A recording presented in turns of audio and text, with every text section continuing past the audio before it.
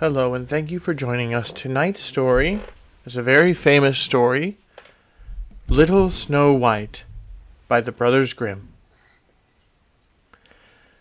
Once upon a time, in the middle of winter, when the flakes of snow were falling like feathers from the sky, a queen sat at a window sewing, and the frame of the window was made of black ebony.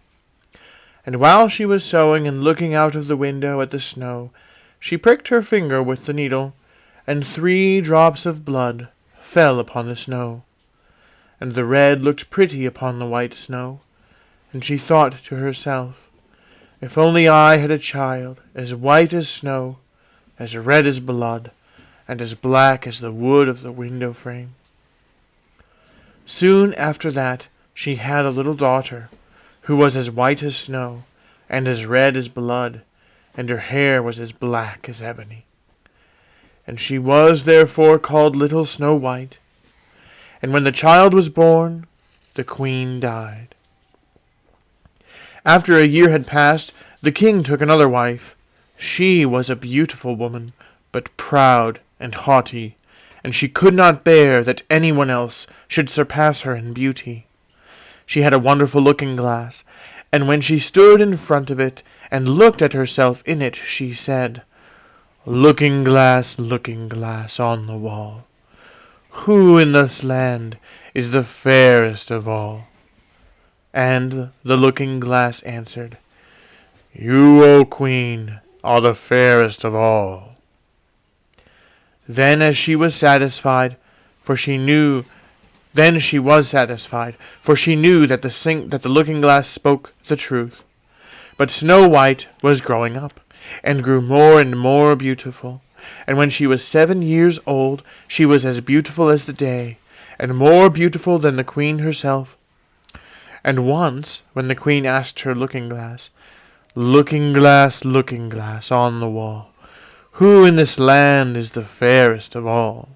it answered, "You are fairer than all who are here, Lady Queen, but more beautiful still is Snow White, as I ween." Then the queen was shocked, and turned yellow and green with envy. From that time, whenever she looked at Snow White, her heart heaved in her breast.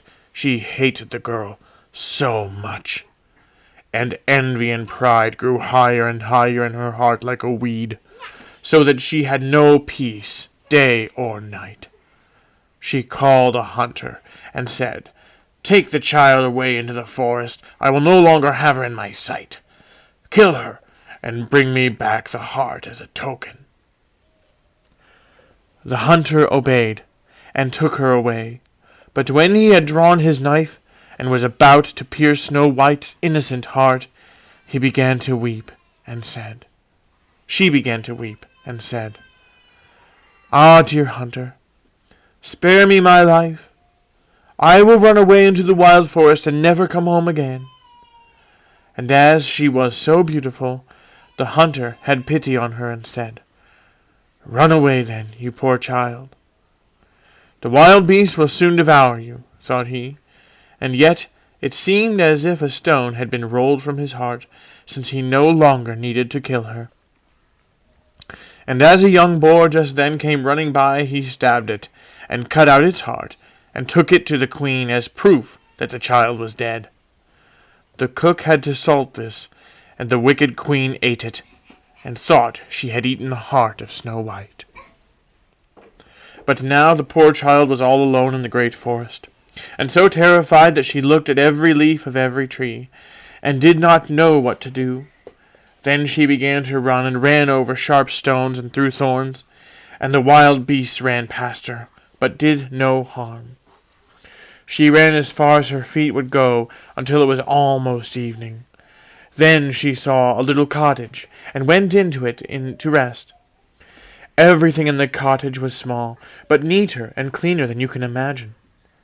There was a table on which was a white cover, and 7 little plates, and on each plate a little spoon. Moreover, there were 7 little knives and forks, and 7 little mugs. Against the wall stood 7 little beds, side by side, and covered with snow-white bedspreads. Little Snow White was so hungry and thirsty that she ate some vegetables and bread from each plate, and drank a drop of wine out of each mug, for she did not wish to take all from only one. Then, as she was so tired, she laid herself down on each of the little beds, but none of them suited her. One was too long, another too short, but at last she found that the 7th one was right, and so she remained in it, and said a prayer, and went to sleep. When it was quite dark, the owners of the cottage came back. They were 7 dwarfs who dug and delved in the mountain for ore. They lit their 7 candles, and now that the cottage was lit, they saw that someone had been there, for everything was not in the same order in which they had left it. The first said, "Who has been sitting on my chair?" The second, "Who has been eating off my plate?" The third, "Who has been taking some of my bread?" The fourth, "Who has been eating my vegetables?" The fifth, "Who has been using my fork?" The sixth, "Who has been cutting with my knife?" The seventh, "Who has been drinking out of my mug?" Then the first looked round and saw that there was a little hole on his bed, and he said, "Who has been getting into my bed?" The others came up, and each called out, "Somebody has been lying in my bed too." But the 7th, when he looked at his bed, saw little Snow White, who was lying asleep in it. And he called the others, who came running up, and they cried out with astonishment, and brought their 7 little candles, and let the light fall on little Snow White. "Oh, heavens! Oh, heavens!" cried they. "What a lovely child!" And they were so glad that they did not wake her up, but let her sleep in the bed. And the 7th dwarf slept with his companions, 1 hour with each, and so got through the night. When it was morning, little Snow White awoke, and was frightened when she saw the 7 dwarfs. But they were friendly, and asked her what her name was. "My name is Snow White," she answered. "How have you come to our house?" said the dwarfs. Then she told them that her stepmother had wished to have her killed, but the hunter had spared her life, and that she had run for the whole day, until at last she had found their dwelling. The dwarf said, "If you will take care of our house, cook, make the beds, wash, sew, and knit, and if you will keep everything neat and clean, you can stay with us, and you shall want for nothing."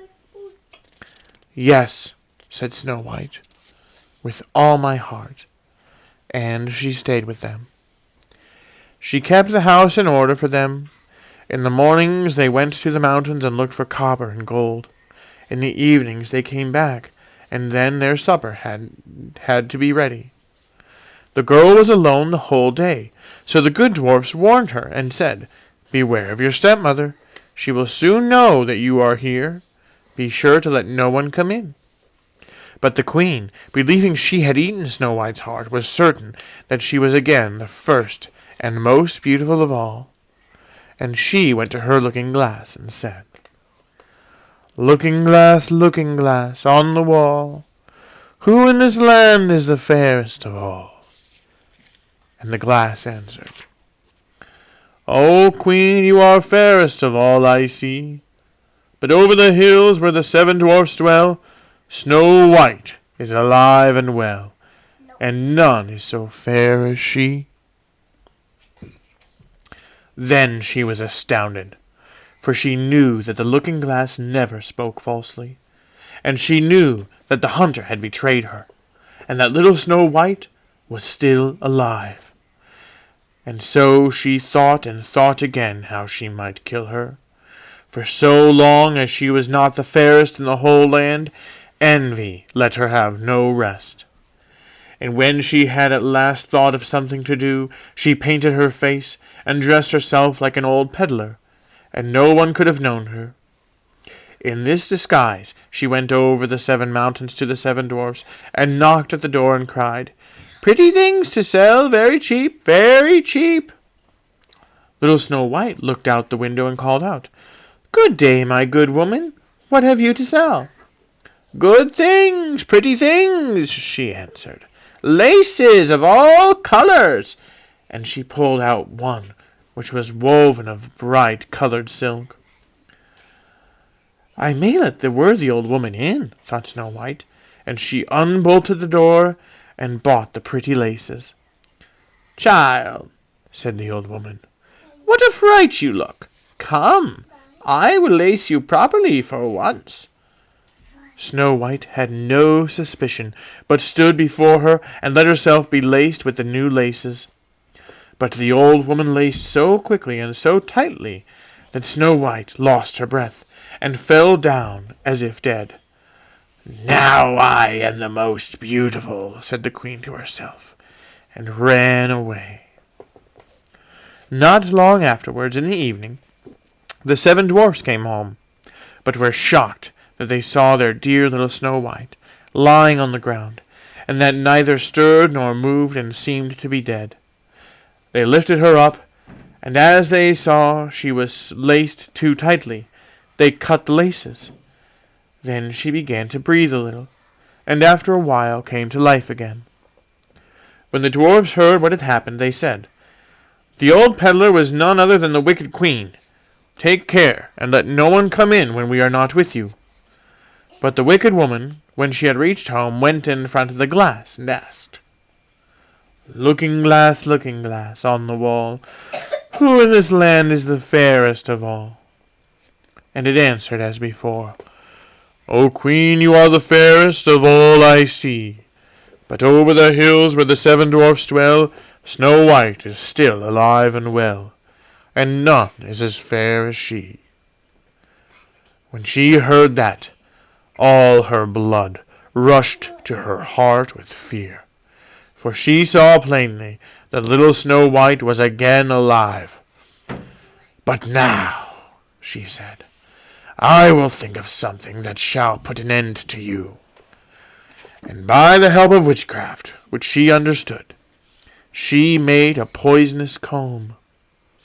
Then she disguised herself and took the shape of another old woman. So she went over the 7 mountains to the 7 dwarfs, knocked at the door and cried, "Good things to sell, cheap, cheap." Little Snow White looked out and said, "Go away. I cannot let anyone come in." "I suppose you can look," said the old woman, and pulled the poisonous comb out and held it up. It pleased the girl so well that she let herself be fooled and opened the door. When they had struck a bargain, the old woman said, "Now I will comb you properly for once." Poor little Snow White had no suspicion, and let the old woman do as she pleased. But hardly had she put the comb in her hair than the poison in it took effect, and the girl fell down senseless. "You paragon of beauty," said the wicked woman, "you are done for good."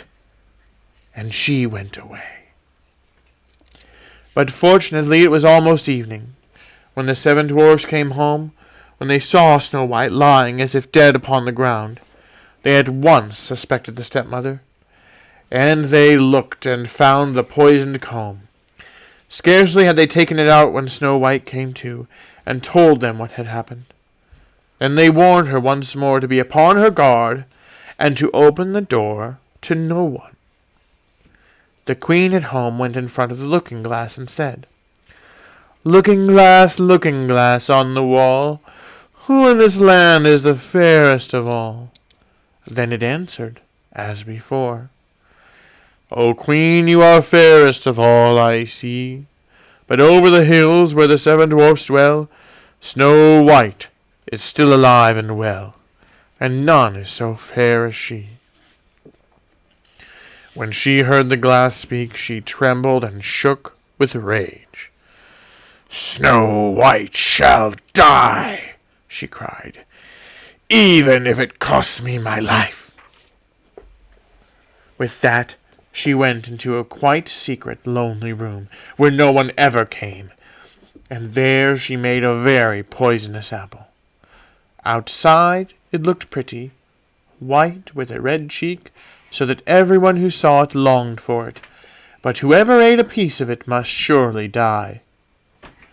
When the apple was ready, she painted her face, and dressed herself up as a country woman, and so she went over the 7 mountains to the 7 dwarfs. She knocked at the door. Snow White put her head out of the window and said, "I cannot let anyone in. The 7 dwarfs have forbidden me." "It is all the same to me," answered the woman. "I shall soon get rid of my apples. Here, I will give you one." "No," said Snow White, "I dare not take anything." "Are you afraid of poison?" said the old woman. "Look, I will cut the apple in 2 pieces. You eat the red cheek, and I will eat the white." The apple was so cunningly made that only the red cheek was poisoned. Snow White longed for the fine apple, and when she saw that the woman ate part of it, she could resist no longer, and stretched out her hand and took the poisonous half. But hardly had she taken a bite than she fell down dead. Then the queen looked at her with a dreadful look, and laughed aloud, and said, "White as snow, red as blood, black as ebony wood. This time the dwarfs cannot wake you again." And when she asked the looking-glass at home, looking glass on the wall, who in this land is the fairest of all?" it answered at last, "O Queen, in this land you are fairest of all." Then her envious heart had rest, so far as an envious heart can have rest. The dwarfs, when they came home in the evening, found Snow White lying upon the ground. She breathed no longer, and was dead.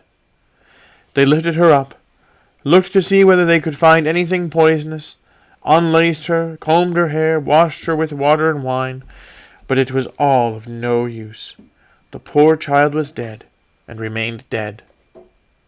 They laid her upon a bier, and all 7 of them sat around it and wept for her, and wept for 3 days long. Then they were going to bury her, but she still looked as if she were alive, and still had her pretty red cheeks. They said, "We could not bury her in the dark ground," and they had a transparent coffin of glass made, so that she could be seen from all sides. And they laid her in it, and in the golden letters wrote upon it her name, and that she was a king's daughter. Then they put the coffin out upon the mountain, and one of them always stayed by it and watched it. And birds came too, and wept for Snow White, first an owl, then a raven, and last a dove. And now Snow White lay a long, long time in the coffin, and she did not change, but looked as if she were asleep, for she was as white as snow, as red as blood, and her hair was as black as ebony. It happened, however, that a king's son came into the forest, and went to the dwarf's house to spend the night. He saw the coffin on the mountain, and the beautiful Snow White inside of it, and read what was written upon it in golden letters. Then he said to the dwarfs, "Let me have the coffin. I will give you whatever you want for it." But the dwarfs answered, "We will not part with it for all the gold in the world."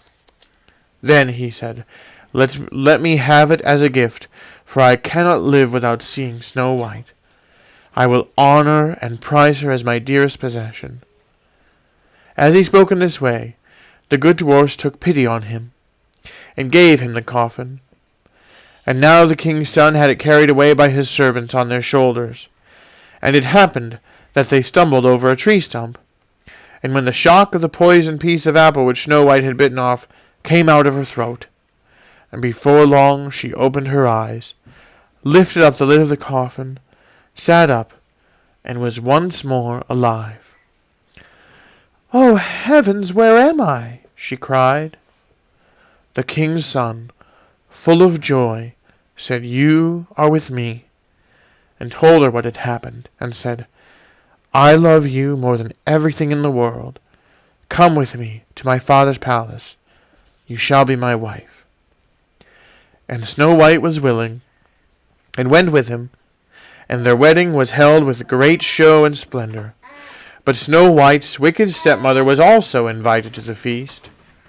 When she had dressed herself in beautiful clothes, she went before the looking-glass and said, looking glass on the wall, who in this land is the fairest of all?"